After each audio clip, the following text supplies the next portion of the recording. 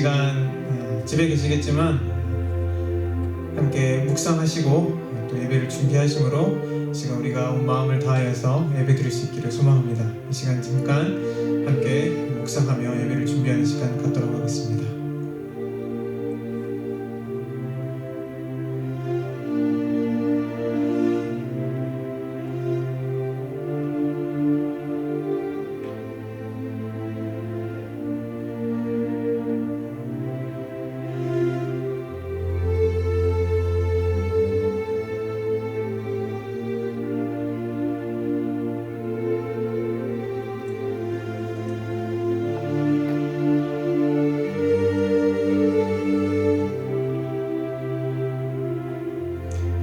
단 한순간도 우리를 떠나지 않으시고 매 순간순간 우리와 함께 계시는 신실하신 주님을 찬양합니다. 비록 우리의 삶 가운데 많은 고통과 시련이 있을지라도 그 모든 시간들을 믿음으로 견뎌오게 하시고 또 지금까지도 주님을 의지하며 살아오게 하신 그 은혜를 이 시간 기억하며 오늘도 조금 더 주님을 의지하기를 소망합니다. 눈에 보이진 않지만 아름다운 하늘나라를 이 땅 가운데 허락하심을 믿음으로 지금 우리에게 주어진 환경을 통해 주님의 은혜를 경험할 수 있는 믿음의 교회 될 수 있도록 우리 모두를 축복하여 주시옵소서. 우리가 지금 비록 몸은 떨어져 있으나 마음은 하나 되어 한 곳에 있게 하시고 이 공동체가 하나됨을 경험하여 하는 놀라운 성령의 능력으로 이 땅 가운데 주님의 아름다운 빛을 전하는 주님의 몸된 교회 되게 하여 주시옵소서. 이 시간도 그렇게 역사하신 사랑이 많으신 예수 그리스도 이름으로 기도드렸습니다. 아멘. 우리 함께 믿음으로 고백하는 시간이 될 수 있기를 소망합니다.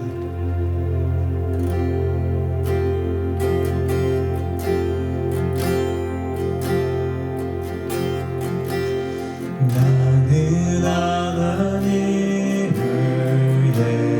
예배하는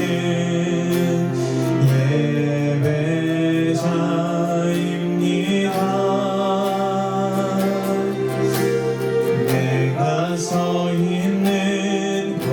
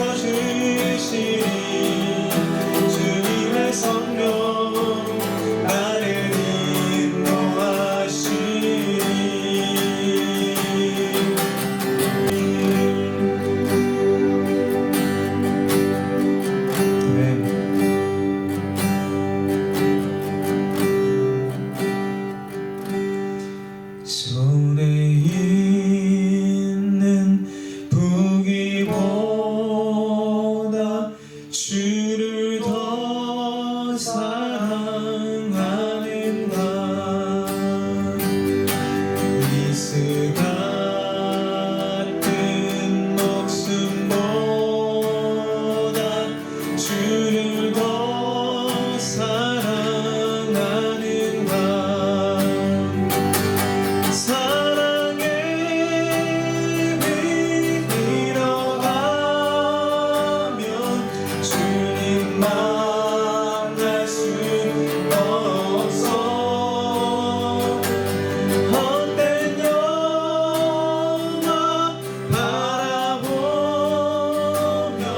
사랑할 수도 없어 잠시 머문 이 세상은 헛된 것들뿐이니 주를 사랑하는 나는 금보다 더 귀하다 별이 뛰어나는 주를 더 찬양하는가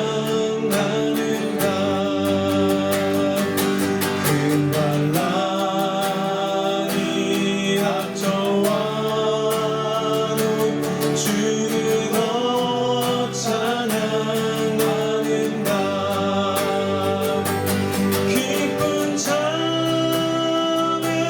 빠진 영혼 주님 만날 수 없어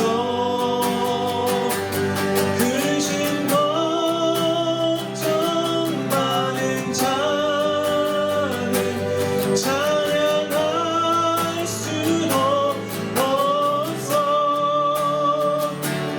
잠시 이 세상은 헛된 것들뿐이니 주를 찬양하는 나는 금보다 더 귀하다 언제 다시 주 오실지 아는 이가 있는가 신랑으로 오실 주님 맞을 준비되었는가 기름 없는 등불 들면 주님 만날 수 없어 재림 나팔 소리 나며 예비할 수도 없어 잠시 머문 세상 헛된 것들뿐이니 주를 맞을 준비하니 금보다 더 귀하다 주를 맞을 준비함이 금보다 더 귀하다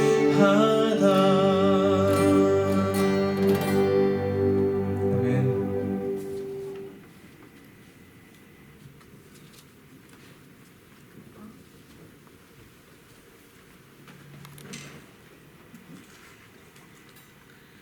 가장 완벽한 사랑을 주시는 하나님, 하나님의 능력은 참으로 위대하오니 날마다 인도하시고 함께하심을 감사드립니다. 너희 죄가 주홍 같을지라도 눈과 같이 희어질 것이요 진홍같이 붉을지라도 양털같이 되리라 하셨습니다. 죄 많은 심령들 오직 주님의 보혈에 힘입어 저희들의 죄를 양털같이 희어지게 하여 주시어 감사합니다. 사순절 기간을 보내면서 주님께서 저희들을 위해 고난당하시고 십자가를 지신 것이 오직 저희들을 죄에서 구원하시기 위함임을 기억하게 하소서.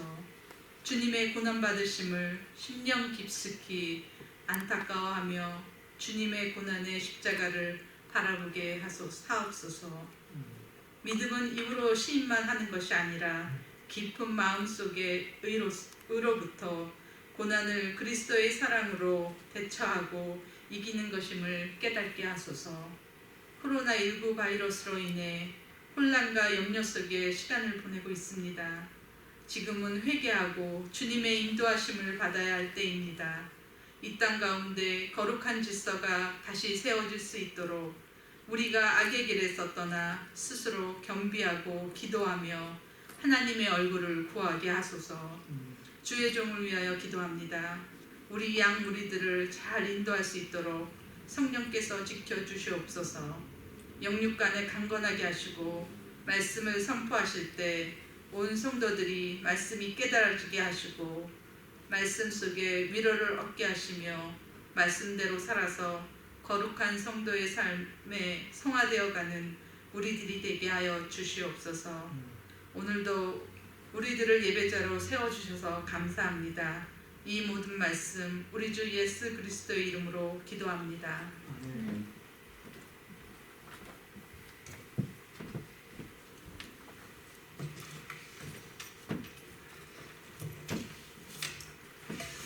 오늘 우리에게 주신 하나님 말씀은 사도행전 16장 19절로 26절 말씀 되겠습니다.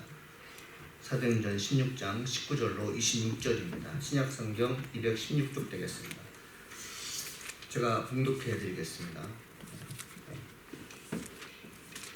여종의 주인들은 자기 수익의 소망이 끊어진 것을 보고 바알과 실라를 붙잡아 장터로 관리들에게 끌어갔다가 상관들 앞에 데리고 가서 말하되 이 사람들이 유대인인데 우리 성을 심히 요란하게 하여 로마 사람인 우리가 받지도 못하고 행하지도 못할 풍속을 전한다 하거늘 우리가 일제히 일어나 고발하나 상관들이 옷을 찢어 벗기고 매로 치라 하여 많이 친 후에 옥에 가두고 간수에게 명하여 든든히 지키게 하니 그가 이러한 명령을 받아 그들을 깊은 옥에 가두고 그 발을 차고에 든든히 채웠더니 한밤중에 바울과 실라가 기도하고 하나님을 찬송하며 제수들이 듣더라. 이에 갑자기 큰 지진이 나서 옥토가 움직이고 문이 곧 다 열리며 모든 사람의 매인 것이 다 벗어진지라. 아멘. 하나님의 말씀입니다. 오늘은 하나님께서 제정하시고 우리 인간들에게 복 주기로 약속하신 안식일입니다. 오늘 특별한 사정이 있어서 온라인 예배를 드리게 되는데 예배를 위해서 앉아있는 여러분들에게 하나님의 위로와 평안이 있기를 간절히 축원합니다. 몸은 떨어져 있지만 성령이 하나님의 계심을 기억하면서 함께 예배 드리시길 간절히 소망합니다. 사람이 신앙심이 깊은지 얕은지 여부는 위험한 일을 닥칠 때 확인할 수 있습니다. 힘들수록 주님을 찾는 성도는 신앙심이 깊은 자로서 자신의 난처한 입장뿐만 아니라 비슷한 어려움을 당하고 있는 이웃 혹은 국가를 위해 생존할 수 있는 또 건질 수 있는 능력의 성도가 될 수 있습니다. 우리에게 주어진 재앙이 자신의 신앙을 한층 더 성숙할 수 있는 기회가 될 수 있기를 간절히 소망합니다. 2011년 8월 5일 칠레 북부 코피아 포시 인근에 위치한 산호세 구리강산이 무너졌습니다. 당시 사고로 인해 700m 경도에서 작업 중이던 33명이 매몰되었습니다. 17일 만인 8월 20일 이들이 생존해 있다는 것을 알게 됩니다. 구조대의 피난을 누적 끝에 69일 만인 10월 13일 모두를 구출하게 됩니다. 그들이 어떻게 해서 9일 동안 생존해 있었던 것일까요? 광산 광부 33명이 지하에 갇혀 있을 때 서로 아우성치며 공황장애 현상을 보였다고 합니다. 그때 55세의 작업반장이 한 명씩 붙들고 다니면서 대화하기 시작합니다. 각자의 한계와 가능성을 부드럽게 일경 끝에 60일 만에 전원이 구축하는 기적을 연출하게 된 것입니다. 인간이 가지고 있는 그 모든 힘과 능력을 동원해서도 바꿀 수 없는 환경에 놓여 있을 때 우리는 극한 상황 또는 한계 상황이라고 합니다. 인명구조 전문가들은 말합니다. 사고를 당했을 때 살아남을 가능성은 자신의 태도에 달려있다고 말입니다. 허둥거릴수록 위험해지기 때문에 침착해야 한다고 합니다. 더 중요한 것은 생존에 필요한 자신의 한계를 조절하는 능력입니다. 조절 능력의 여부에 따라서 극한 상황, 즉 죽음에 치닫느냐 아니면 살아남느냐가 결정된다는 것입니다. 하나님의 피조물인 인간이 한계의 상황에 놓여있게 되면 나약한 자신에게 이런 지혜와 힘이 있었는가 의심할 정도로 다른 힘을 지니고 있는 나를 발견하게 된다는 것이죠. 그것이 바로 성령께서 나와 함께 하실 때 주어지는 능력이 되겠습니다. 어려움을 회피하지 않고 의식을 뛰어난 인간의 본연의 실존에 눈을 뜬다고 합니다. 어느 사람은 그것이 초능력이라고도 하고 신비로운 일이라고 합니다. 그러나 우리 믿는 사람은 알고 있습니다. 죽은 자도 살리시는 하나님의 아들 예수를 믿는 믿음이 기적을 만든다는 것을 알고 있어요. 자신의 처지를 보아도 한계 상황이고 남들이 보아도 한계 상황인데 극복할 수 있다는 가능성에 무게를 두는 자신을 발견하게 된다는 것이죠. 불확실한 공포인데 살 수 있다는 희망이 찾아오는데 이에 대한 근거를 어디에서 찾을 수 있을까요? 믿는 자들은 하나님 말씀을 통해서 찾을 수 있습니다. 성경에 기록된 위인들의 삶을 찬찬히 들여다보면 우리가 겪고 있는 시련을 극복할 수 있다는 것을 발견하게 됩니다. 바울이 복음을 증거하기 위해 빌립보 지역을 찾았습니다. 바울이 빌립보 지역을 찾아서 안식일이 다가왔을 때 그는 안식일에 해당을 찾지 않고 성문 밖을 넘어서 기도처를 찾았어요. 그가 왜 기도처를 찾았는지 여러분 성경은 자세히 기록하고 있지 않지만 성경의 학자들은 이렇게 말합니다. 빌립보 지역에서 복음을 증거하는 것이 영적으로 매우 어두운 일이기 때문에 예배 전에 기도로서 무장하기 위해서 그런 결정을 내렸다라고 성경학자들은 얘기하게 됩니다. 바울이 기도처에서 기도를 하고 난 다음에 사람을 만나게 되는데 첫 번째 만난 사람이 누구였는가 하면 두아디라 시에서 자색 옷감 장사를 하는 루디아를 만나게 됩니다. 루디아가 바울이 전하는 하나님 말씀을 듣고 큰 은혜를 받게 되었고 루디아는 자기 집에 바울을 초대해서 가족 전체를 향해 세례받는 일을 하게 됩니다. 하루 정도 루디아 집에서 쉼을 가진 후 기도하는 곳으로 가고 있는데 점심 귀신 들린 자를 만나게 돼요. 귀신 들린 여종을 볼모로 돈벌이하는 주인들을 발견하게 됩니다. 우리가 일반적으로 생각하기에 주인은 한 분이고 종은 여럿이어야 되는데 빌립보 지역에서 귀신 들린 여종은 달랐어요. 귀신 들린 여종은 한 명이었고 종은 여러 명이었어요. 이것은 무엇일까요? 인간의 실존이 한없이 타락했음에도 불구하고 그리고 인간으로 도저히 인간다운 삶을 할 수 없을 정도로 귀신 들린 여인이었지만 자기의 영역을 위해서라면 자기의 이익을 위해서라면 한 사람이 마귀의 자녀가 되는 것에 대해서 전혀 상관하지 않는 인간의 나쁜 본성을 발견하는 것이 바로 빌립보 지역이었어요. 귀신 들린 여자가 바울 곁에서 백성들에게 소리를 지릅니다. 이 사람은 지극히 높은 하나님의 종으로서 구원의 길을 너희에게 전하는 자라 이렇게 떠들고 다닙니다. 여러분 우리가 하나님 말씀을 증거하게 될 때 나를 대신에 누군가 하나님 말씀을 증거하면 얼마나 좋겠어요. 그리고 이 제가 부족하지만 이분이 시카고 전 지역에 복음을 증거할 때 능력 있는 종으로서 이분의 말을 듣게 되면 여러분의 삶이 아름답게 될 것이고 죄에서 구원받게 될 것이고 그동안 그토록 어렵고 힘든 모든 문제가 해결될 수 있습니다라고 누군가 얘기한다면 얼마나 좋겠어요. 바울도 그런 사람을 만나기를 기대했을 텐데 여러분 바울이 만난 그 여인은 어떤 여인이었어요? 귀신 들린 여인이었어요. 귀신 들린 여인은 복음에 대해서 잘 모르는 사람이에요. 귀신 들렸다는 것은 뭐냐면 자신의 영도 관리하지 못하는 자가 어떻게 남을 관리하겠어요?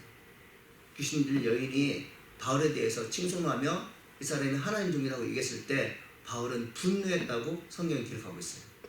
바울이 귀신 들린 여인을 향해서 나사렛 예수 이름으로 영원히 물러나갈 때 귀신이 떠나게 됩니다.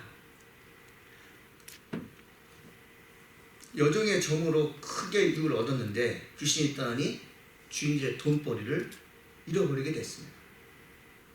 주인들이 백성들을 선동하자 바울은 죄인으로 몰리게 돼요. 바울이 결정적으로 감옥에 갇힌 이유는 다른 풍속을 전한다는 이유였어요.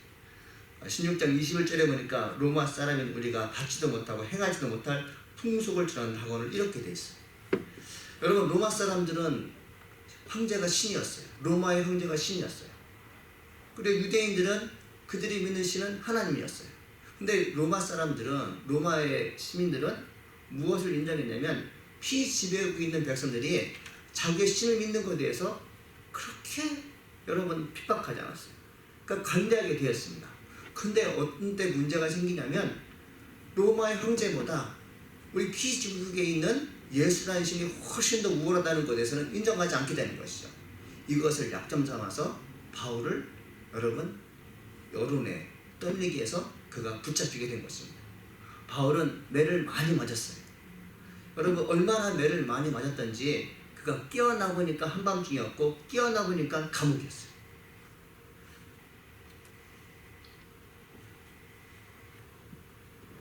사람이 정신을 차리지 못할 때에는 여기가 죽을 자리인지 살 자리인지 모릅니다.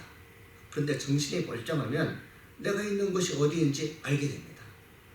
바울이 정신을 차리고 일어나 보니 이곳은 깊은 옥이었다 돼 있어요. 깊은 감옥이었어요. 소위 말하면 극한 상황에 놓여 있는 것입니다. 바울은 똑똑한 사람이었어요.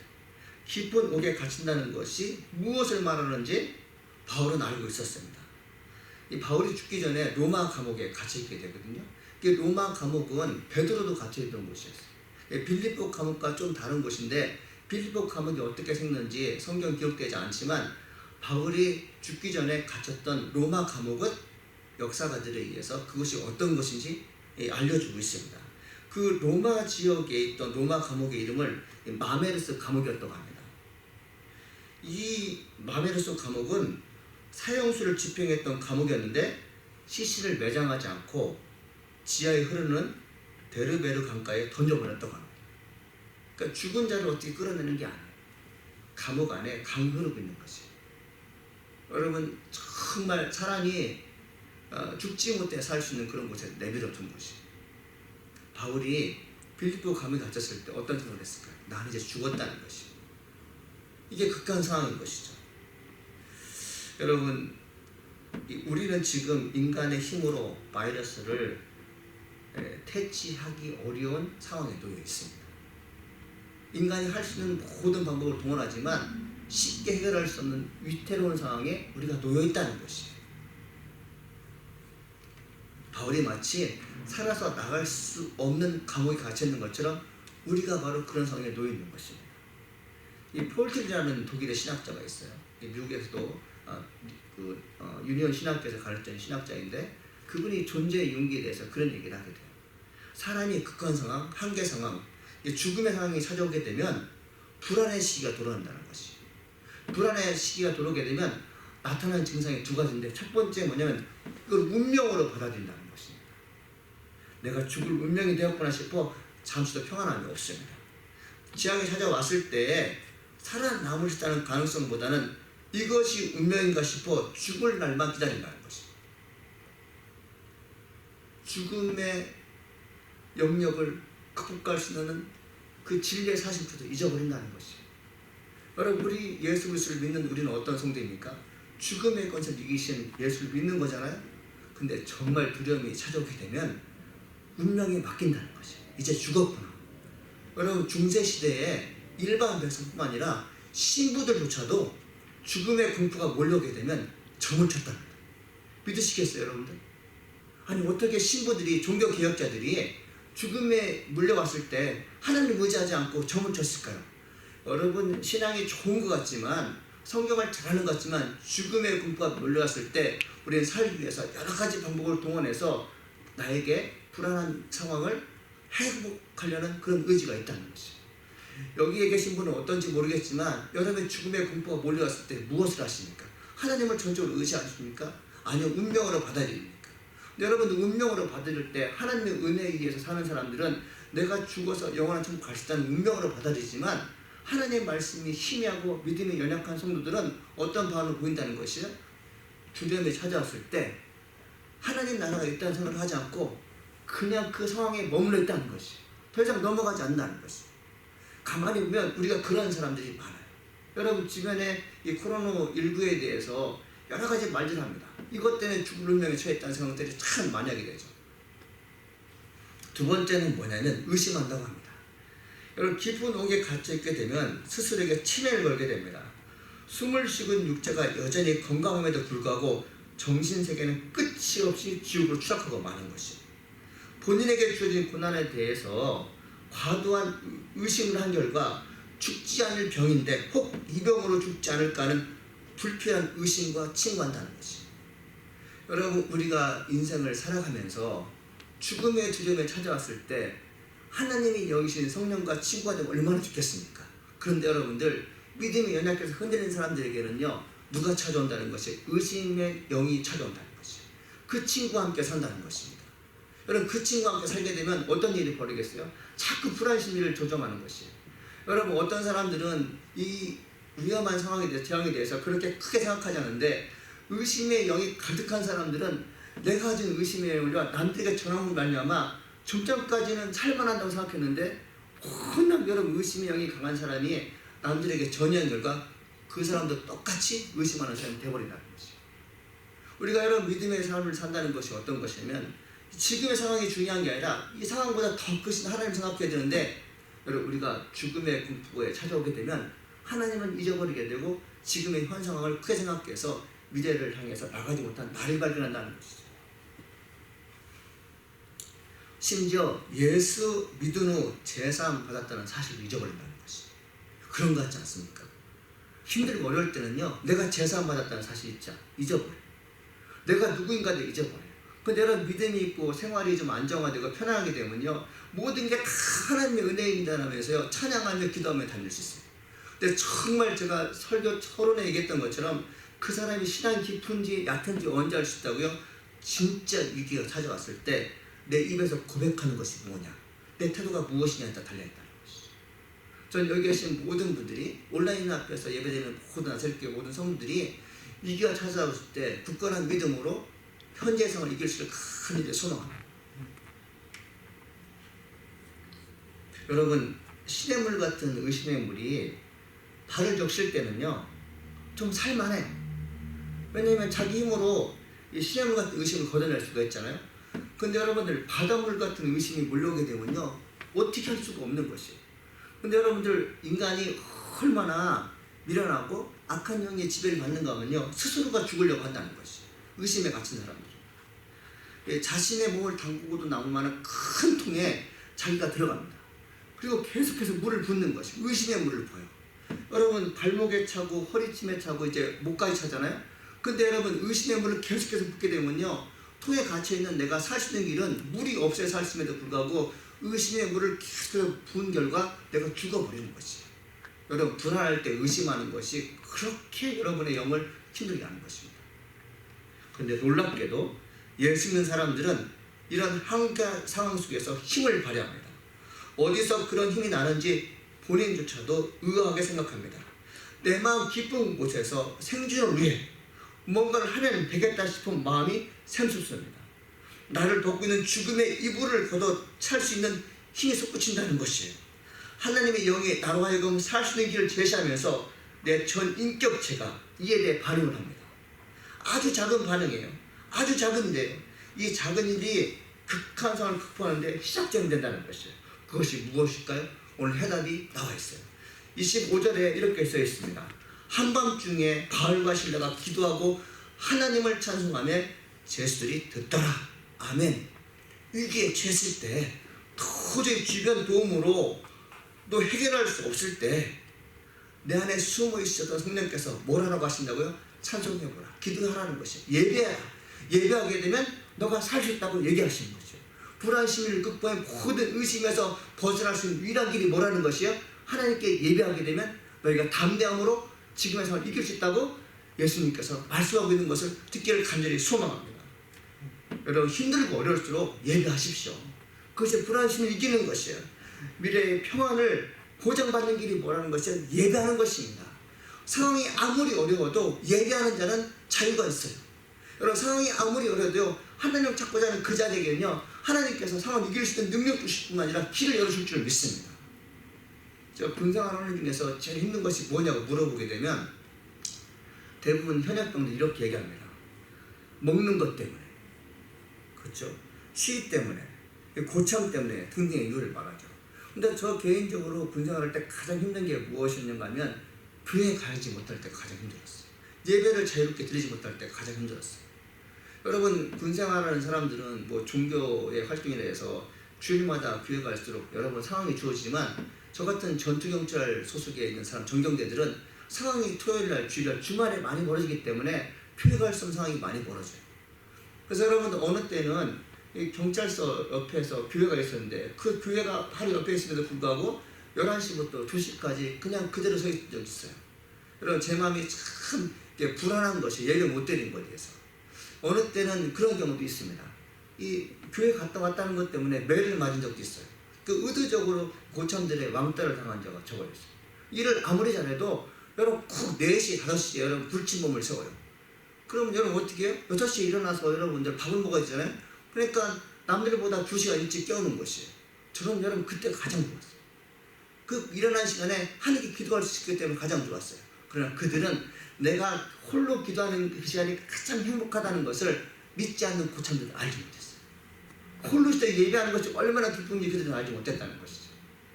어느 날은 제가 교회 가는 것 때문에 저와 함께 동기 50명이 전부 다 기억을 받은 적이 있어요. 10시에 깨워서 오늘 감히 신참이 교회를 가? 그러면서 잠자고 있는 우리 고참 50명을 다 깨워서 여러분 혹독하게 기억을 받은 적이 있어요. 감사하게도 제가 행정방에 들어가서 그들에게 빚을 갚을 기회가 있었어요. 제가 물신장면으로 알게 모르게 많이 챙겨줬던 기회가 있었어요.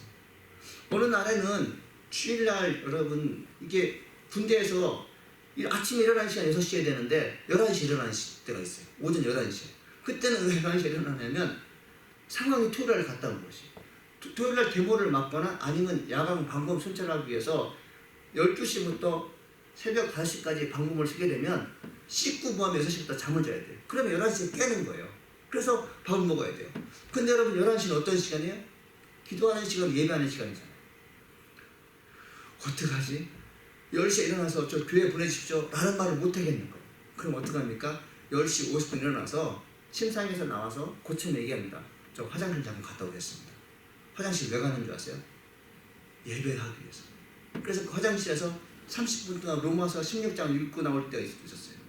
어느 때는 동기와 함께 화장실에 들어가요. 여러분 남자들에서 화장실에 들어간다는 게 얼마나 무서운 꼴이에요. 근데 여러분들 그 안에서 둘이 예배하는 것이. 주기도문 외우고 사도신경 외우고 말씀 잠깐 외우고 나오는 것입니다. 고참들이 뭐라고 할까 싶어서 빨리 나오는 것이. 5분 안에 예배를 끝나고 있었어요. 근데 여러분 놀랍게도 10분 전에 30분 전에 그렇게 불안했던 내 마음이 예배를 드리고 나왔는데 담담이 생기는 거예요. 어떤 담대함? 일주일 내내 어떤 상황이 있어도 나는 그 모든 시련을 이겨낼 수 있으리라는 그런 담담이 생긴다는 것이. 여러분 극한 상황이 있을 때 눌려있으면 우리는 회복될 수가 없어요. 근데 여러분 극한 상황에 눌려있으면 다르고 하나님을 예배한다고 생각하게 되면 그리고 예배하게 되면 하나님께서 세임을 주실 줄 믿습니다.